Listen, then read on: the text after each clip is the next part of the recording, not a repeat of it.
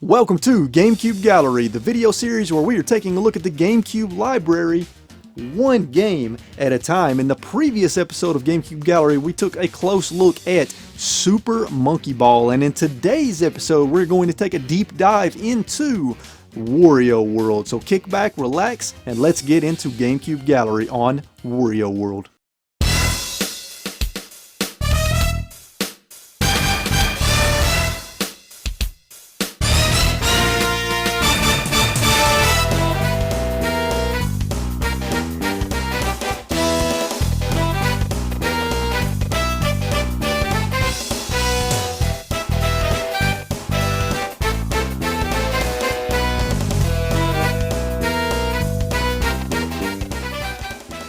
There are a ton of amazing 3D platformers on the Nintendo GameCube, many of which are hidden gems that nobody ever talks about. Well, one such hidden gem on the GameCube is Wario World, which is a 3D platformer published and developed by Nintendo as, of course, a GameCube exclusive. And again, nobody ever talks about this game, and I don't know why. Wario World was released on the Nintendo GameCube as a first-party exclusive on June 23, 2003 in North America, and was developed by Treasure and published by Nintendo. Treasure is a fairly well-known video game developer that have developed many beloved games all the way up until 2014, when they sort of stopped developing games and instead of focused on re-releases. Some of the notable games developed by Treasure were Gunstar Heroes, Light Crusader, Mischief Makers, Sin and Punishment, Ikaruga, Gradius 5, and Sin and Punishment Star Successor. Besides Sin and Punishment, Wario World was the only first-party title Treasure developed for a Nintendo console that was published by Nintendo.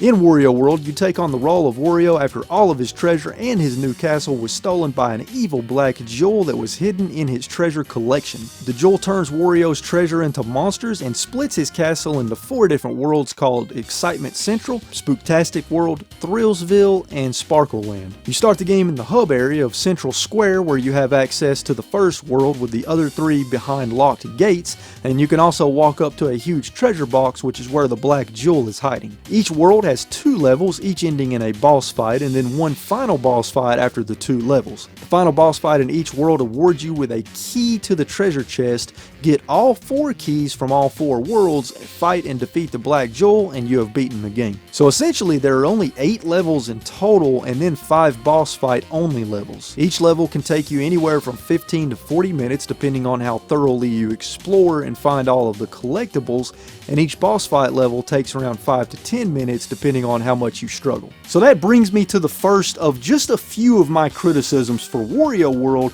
and that being that the game is just way too short. It doesn't have enough levels. It really kind of feels like half of a game. That's a shame too, because the game is incredibly fun, which we will get to shortly, and it would have been fantastic if it had double the levels at 16 instead of 8. Wario World takes around 6 hours to complete and around 7 hours for completionists, and this is very disappointing, especially for a first-party Nintendo game. Hell, even the fastest speed runs are super short at 44 minutes and 55 seconds for a straight run, and then 1 hour, 14 minutes and 32 seconds for a 100% run. So even though Wario World is short, it is oh so sweet because the level design and gameplay are both top-notch. Wario has a variety of moves at his disposal, and they are all easy and fun to pull off, and the controls are all easy to learn and remember. Wario can jump, punch, ground pound, do a dash attack to move faster, dash into a jump for a long jump, and use hyper suction to open his mouth wide and suck in all the nearby coins. He also has a few advanced moves such as the Mega Toss, which allows him to pick up an enemy or object and quickly throw it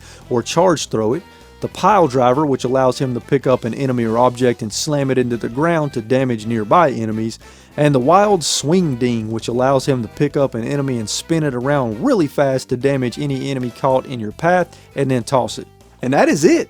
Also, Wild Swing Ding really doesn't sound right. All of these moves are used in platforming, puzzle solving, exploration, and combat, with the advanced moves also being required to damage bosses. Another small criticism that I have is that the camera controls are very limited and poor at times. The game is designed in such a way where you don't really need to move the camera around, but there are some platforming bits that are incredibly frustrating due to not being able to reposition the camera. But again, this is just a small gripe and really not that big of a deal in the grand scheme of things. Each of the 8 levels features 3 main main objectives and a host of collectibles to find. The 3 objectives are to find all 8 pieces of the gold Wario statue, collect all 8 treasures, and finally to beat the boss at the end of the level, which is really the only one that's required, as that's how you actually beat the level. Besides the 8 treasures and 8 gold statue pieces, the other collectibles in each level include 8 red diamonds, 5 spritlings, and of course coins. Out of the 8 red diamonds, a certain number of them are required in each level in order to fight the boss, and each red diamond is contained within a small sub-level that either consists of a small puzzle room that you have to solve or a massive obstacle course that you have to platform across. These sub-areas range anywhere from fun puzzles and obstacle courses to downright frustrating and annoying. Most of the sub-areas also contain one of the gold statue pieces, but they can also be found within the main level as well. If you collect all 8 gold statue pieces in a level and complete a Wario statue, you will get half a heart added permanently to your life total. The 8 treasures are all found in colored chests scattered around the levels, and to make each chest visible, you have to find and hit the matching colored button. If you collect all 8 treasures in a level, you will unlock a WarioWare Inc. Mega Micro Games microgame you can play by linking a Game Boy Advance to the GameCube using the link cable. The 5 spritlings are all scattered around the levels and sometimes found in sub-areas as well.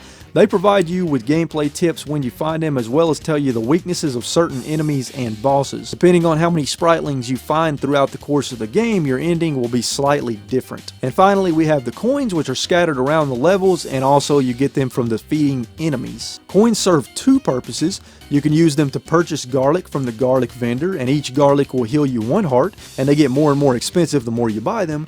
And lastly, when you die, you can spend a certain amount of coins to continue right where you died, and this also gets more expensive the more you do it. I like how Wario World does not overwhelm you with collectibles, and each collectible serves a different purpose, and each collectible is acquired in a different way, which really adds a lot of variety to the gameplay. Each of the worlds all feel totally different from one another, and even each level within each world feels totally different. They all have different environments, enemies, music, and gameplay mechanics. For example, the 2nd level, Greenhorn Ruins, is basically an ancient temple and it's full of puzzles. The 3rd level, Horror Manor, features creepy courtyards, a graveyard, a haunted mansion, and a scary basement. The 4th level, the Wonky Circus, is a giant circus and has all the typical things you would expect to see at a circus, like clowns and elephants. The 6th level, Beanstalk Way, is very much vertical and horizontal as you're climbing around on giant beanstalks and giant leaves. The 7th level, Mirror Mansion, was probably one of my favorites, as it is basically a giant mansion full of mirrors, and in the mirror section you can only see Wario's reflection in the mirror, and the controls are reversed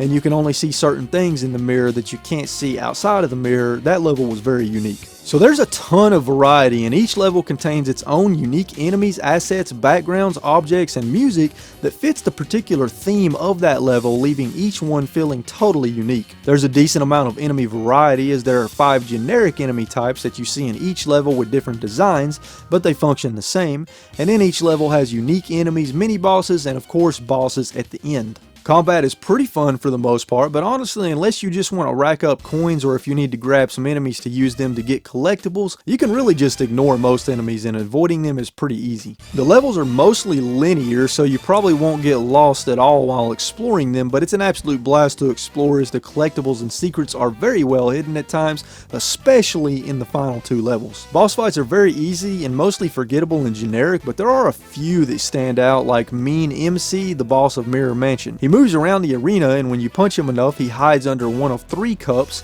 and then the cups swish around in an attempt to get you to lose track of him. You have to punch the right cup, but when you do, it will lift up, revealing nothing, and you have to jump and punch it again, at which point he will fall out and you can attack him. The other boss that was memorable was the Winter Windster, the boss of the Shivering Mountains level, but only because she is incredibly creepy.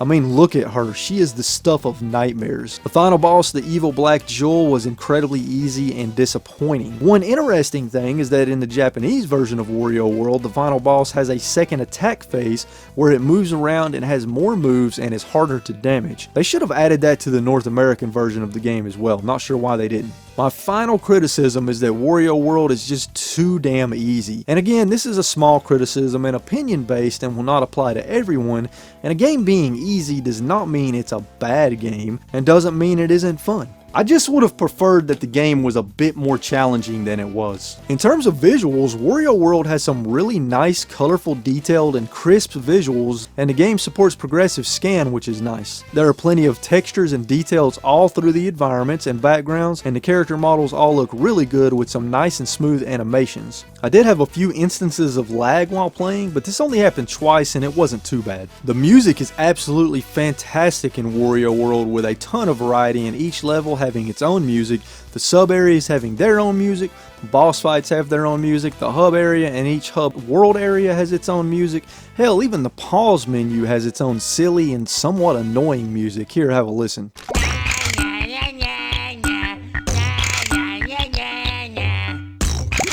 The music fits the theme and feel of each level while also being somewhat goofy to fit the theme of Wario in general. The sound design is another really strong part of Wario World. Here, have a listen.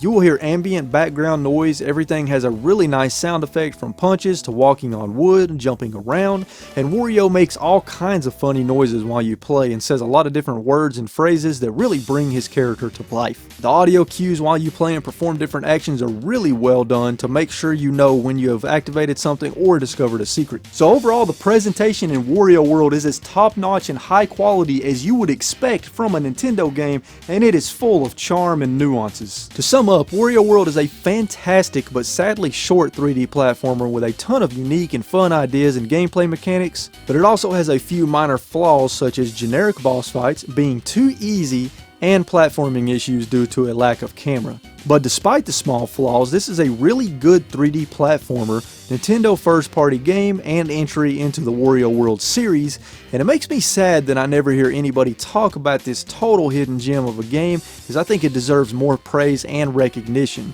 So I recommend it to anyone that has and enjoys the GameCube, and I really hope Nintendo puts out a new entry in the Wario platforming series on the Nintendo Switch. I'm not alone in these thoughts either, as at the time of this recording on Metacritic.com, Wario World has a critic score of 71 out of 100 with 30 critic reviews, and a user score of 7.5 out of 10 with 63 user ratings. Wario World sold pretty decent for what it was, with around 340,000 units sold in North America and around 440,000 units sold total worldwide. Wario World is a relatively uncommon and becoming borderline rare game, as at the time of this recording on PriceCharting.com the average loose price is around $35, the average complete price is around $57, and the average brand new price is around $203. At the time of this recording, I am seeing current eBay listings complete at around $60 to $75, and I'm seeing recent sold listings complete at around $60 to $65. This is yet another game that I would highly recommend to collectors or fans of the GameCube to pick up sooner rather than later,